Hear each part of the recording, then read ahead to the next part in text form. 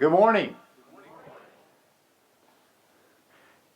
Everybody awake here today?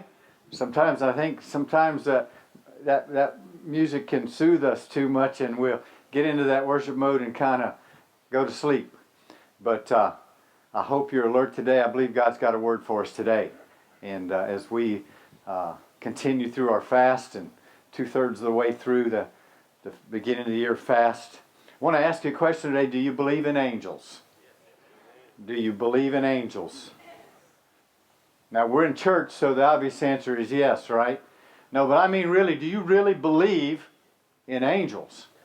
You see, I want to talk to you today about fasting in the unseen world. What goes on when we fast and pray in the unseen world?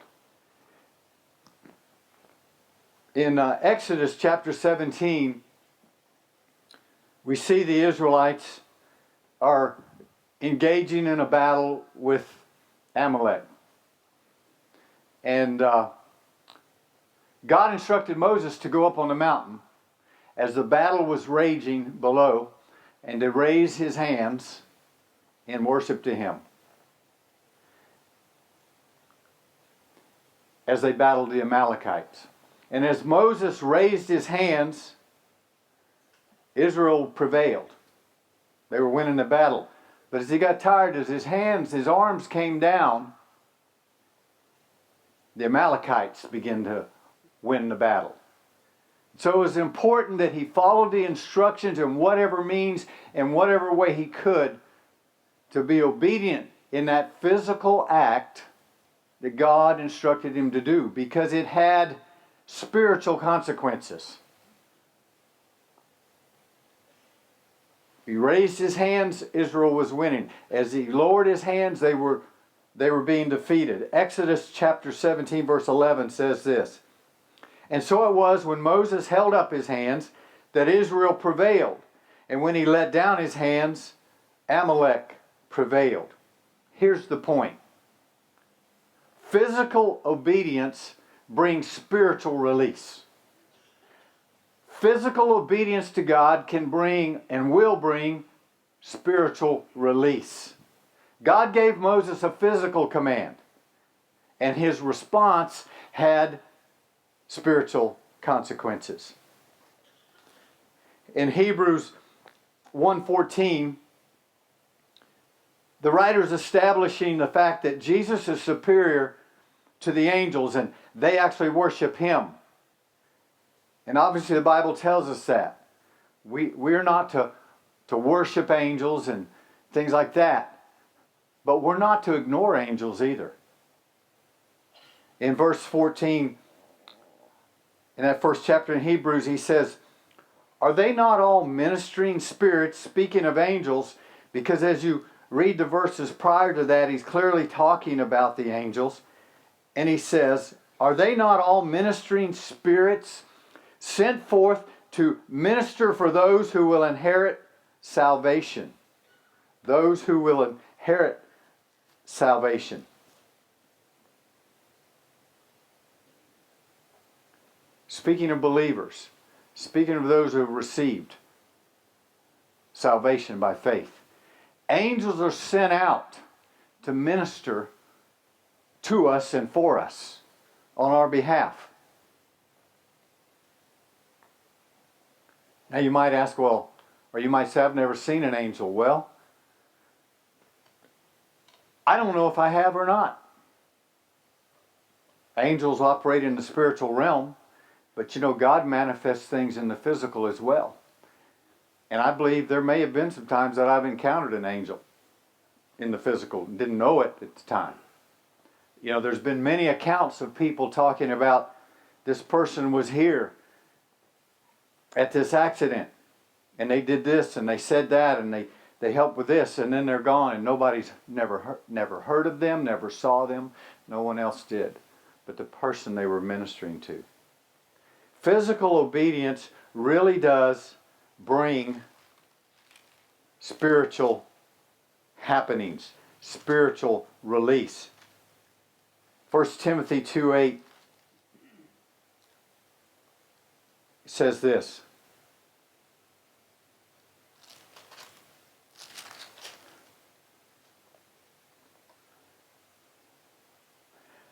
I desire therefore that men pray everywhere, lifting up holy hands, without wrath and doubting. It's a physical command. And what he's saying there, as he speaks the word, he's saying, do what you're told without wrath. The word wrath there meaning anger, and without doubting, which is unbelief. In other words, when God tells you to do something, in the physical, don't complain, don't get mad, don't doubt. Don't doubt what he tells you, because it can have spiritual consequences. So often we get an instruction from God, a command to do something from God, and it's like, I don't want to do that, God. I don't want to go speak to that person. I don't want to go and take care of that situation. Or I don't want to lift my hands. And sometimes we get mad at God when he tells us to do something. And the scripture clearly says physical obedience brings spiritual results. And we're not to complain, we're not to get mad, we're not to doubt when God tells us to do something. Here's the problem. Today, in the modern church, and I want you to hear this, in the modern church, so much has been reduced down to feelings and intellect, void of any physical action or expression to a large degree. Now let me say that again. In the modern church, so much has been reduced down to feelings and intellect. If we don't feel it, or we don't understand it, well, we don't want anything to do with it. It's contrary to God's word. Here's how it goes. Well, I feel humble. Get the word feel in there. I feel humble, so I don't need to get on my knees and bow before God. I feel like I love the Lord, and I worship him on the inside, so I don't need to clap or lift my hands to worship him in physical expression. I don't have to express anything, my love to God physically. Well, I want you to think about this. Let's just bring that to something a little more practical. If you're married, or you have kids, or both, and you know you love your spouse on the inside, but you don't ever express it on the outside, how's that work? Or to your children, if you never show them any expression of love, but you love them on the inside, how's that work? Not too good, does it? And it doesn't work that well with God. I feel like I have faith. I believe in God. Guess what? So does the devil. I believe in God, so I don't need to take a risk of faith and step out in faith and trust him with the unknown, or with I'm not sure what the result's going to be.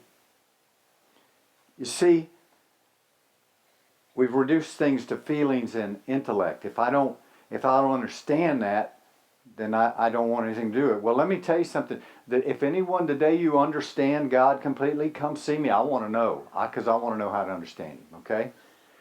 If we understand God and everything about God, we don't need God. God's all-powerful. God's all-knowing, omnipotent. He's beyond our pea brain to understand everything about him. That's why we have faith, right? Faith. In 2 Kings, Elisha was got up one morning, and he was surrounded by armies. And his servant saw them, and the enemy was all around them. And his servant, Elisha's servant, said, "Oh Lord, what are we going to do? We're surrounded." But you see, Elisha saw in the spiritual realm. He saw in the spiritual realm. And it says he prayed in verse 17 of 2 Kings 6. And Elisha prayed and said, "Lord, I pray, open his eyes," his servant, "that he may see." And then the Lord opened the young man's eyes, And here's what he saw. Behold, the mountain was full of horses and chariots of fire all around Elisha. And when the Syrians came down and attacked, Elisha prayed, said, blind them, God, and he blinded them. And we know the rest of the story. It goes, if you read it there, he delivered them, led them off astray. But he prayed, open his eyes. And you see, this is something that fasting and praying disciplines our life, and it brings us into another realm with God. Because we're pushing away everything, and I'm going to talk about that in just a few minutes. We're disconnecting from all the things that are distractions in the world, and we're reconnecting and closely connecting with God. And that's what fasting and prayer helps us do. It helps us to see and hear into the unseen world. So what does this thing about Elisha and Moses have to do with fasting? Fasting is physical obedience that brings spiritual release. Turn to the book of Daniel, chapter 10. And we're going to see an illustration of this in Daniel. Daniel was in captivity in Babylon. And so he and all his people were under the reign of Babylon. And then in chapter 10, in verse 2, Daniel talks about fasting. He says, in those days I, Daniel, was mourning 3 full weeks. I ate no pleasant food, no meat or wine came into my mouth, nor did I anoint myself at all till 3 whole weeks were fulfilled. Now verse 3 says, I ate no pleasant food. The word there, pleasant, in context means desirable. Desirable food. And if you go back in chapter 1, he's more specific about it. No meats, no sweets, just vegetables and water. And then down in verse 10, he says, suddenly, as he's fasting and praying, suddenly a hand touched me, which made me tremble on my knees and on the palms of my hands. Can you imagine that? As he's praying and fasting, a hand touched him, which made me tremble on my knees. It made him get down on his knees. And he says, on the palms of my hands. And so he just trembled, and he was in this position on his knees and his hands before God. And he says, then he said to me, O Daniel, O man greatly beloved, understand the words that I speak to you and stand upright, for I have now been sent to you. And while he was speaking to me, I stood trembling. He encountered an angel. He encountered an angel. You see, he says in verse 11, O Daniel, man greatly beloved. That beloved, the word beloved there, is the same meaning for the word desirable. So the angel told Daniel, because you've denied yourself desirable food, and as you prayed, you are desirable to God.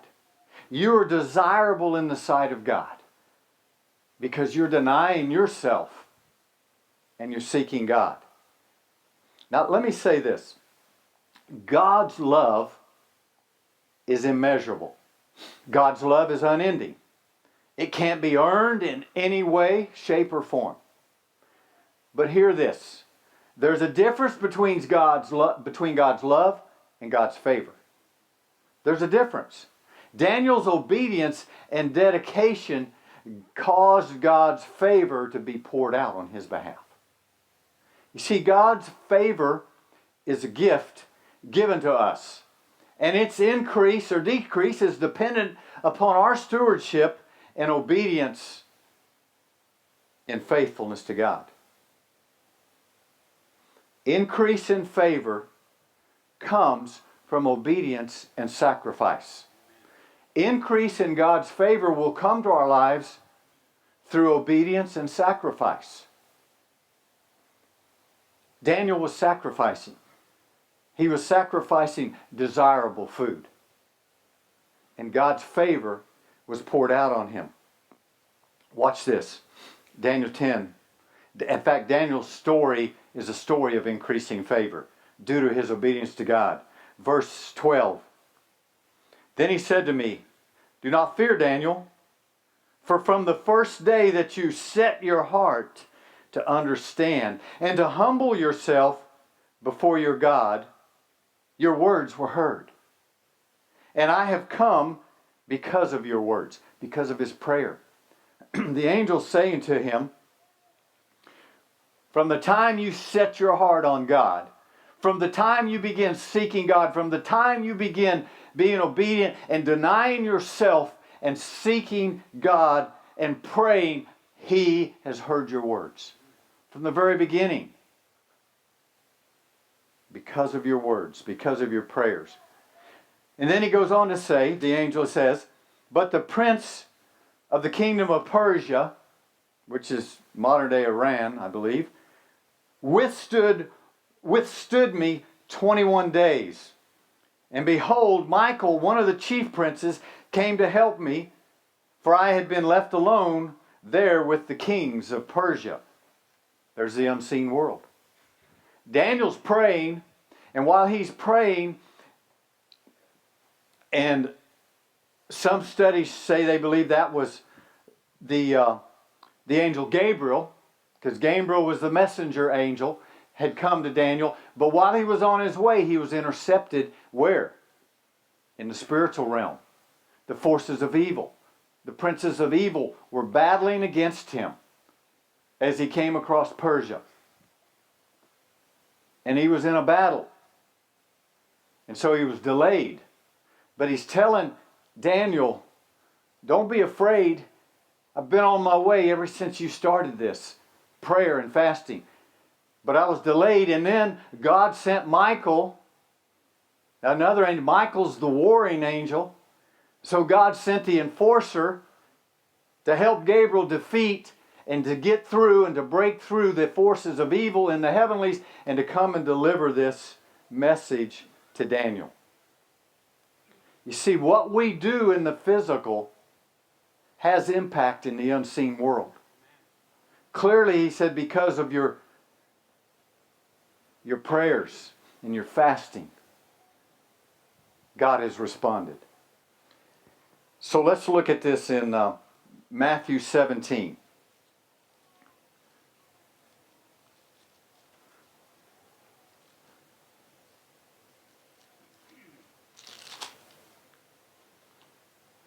Matthew 17 is the story of a man bringing his son who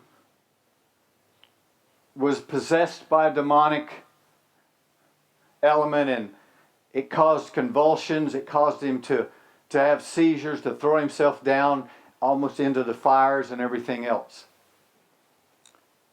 They brought him, the man brought his son to the disciples to pray over him, to heal him, to cast out this demon, but they couldn't. They couldn't do it. And so I'm just going to share the story with you in verse 14. And when they had come to the multitude, a man came to him kneeling down and saying, Lord, have mercy on my son, for he is an epileptic and suffers severely. For he often falls into the fire and often into the water. So I brought him to your disciples, but they could not cure him. Then Jesus answered and said, O faithless and perverse generation. He was speaking to his disciples. How long shall I be with you? How long shall I bear with you? Bring him here to me.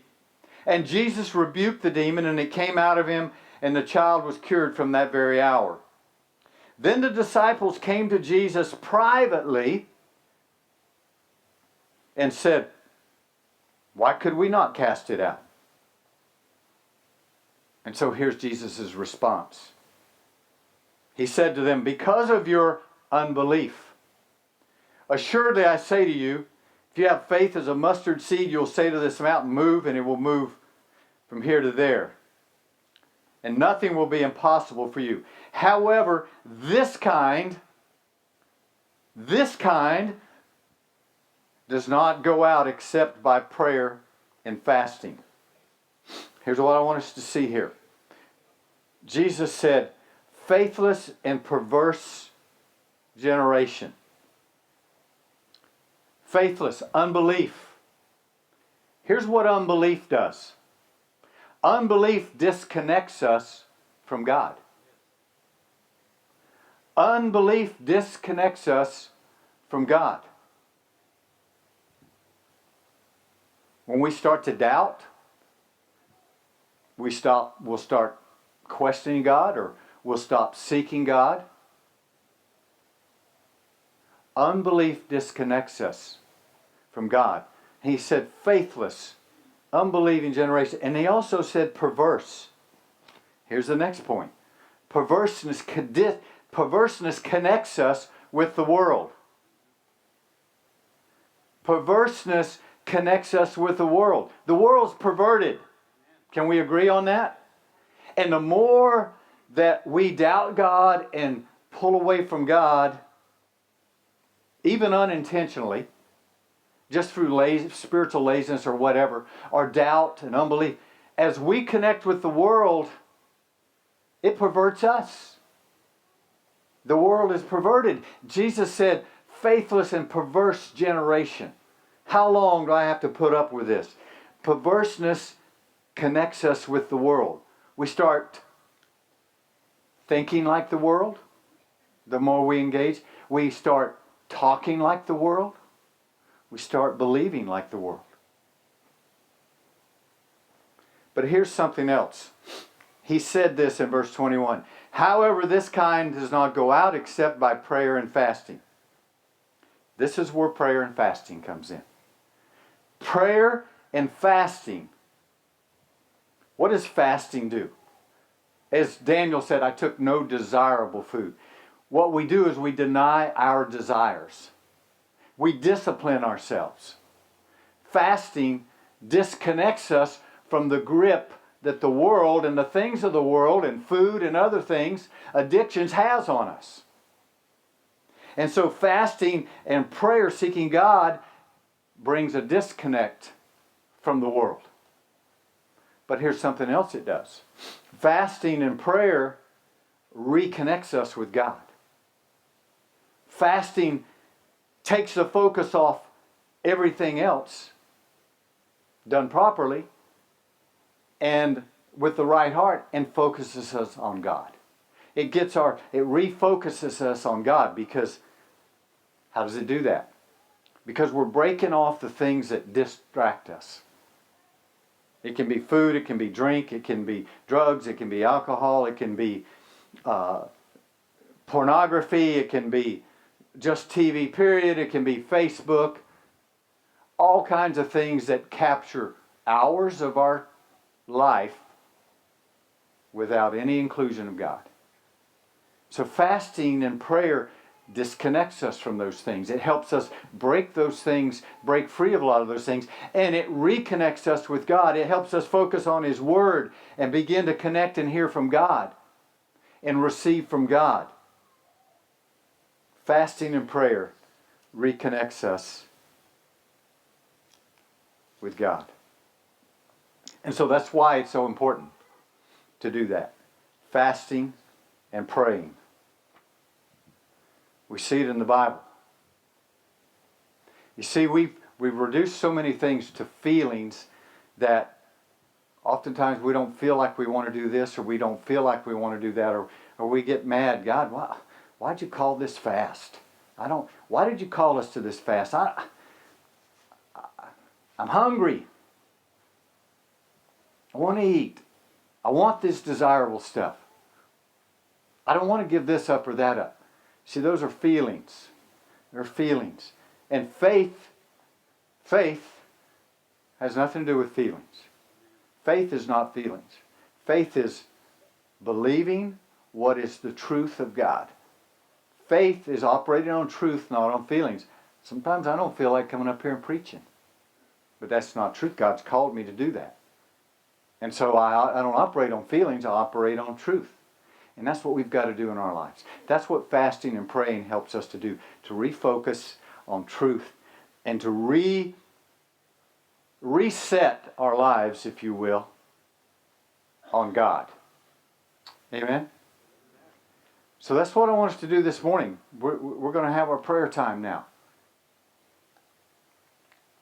And I want you to know, I hope you've seen from the Word here, when we pray, when we physically pray and do things and physical acts of obedience to God, things happen in the unseen world. Things happen that we don't see.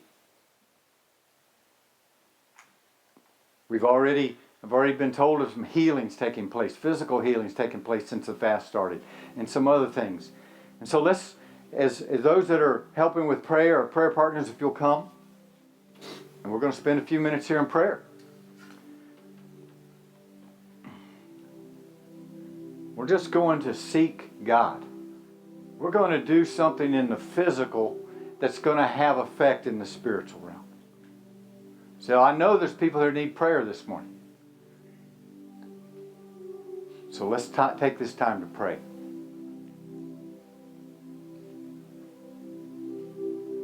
And if you don't need prayer, pray for those around you. Pray for your church. Pray for your country. Pray for our nation. Pray for those that are afflicted. And if you need prayer, you come. Let us pray.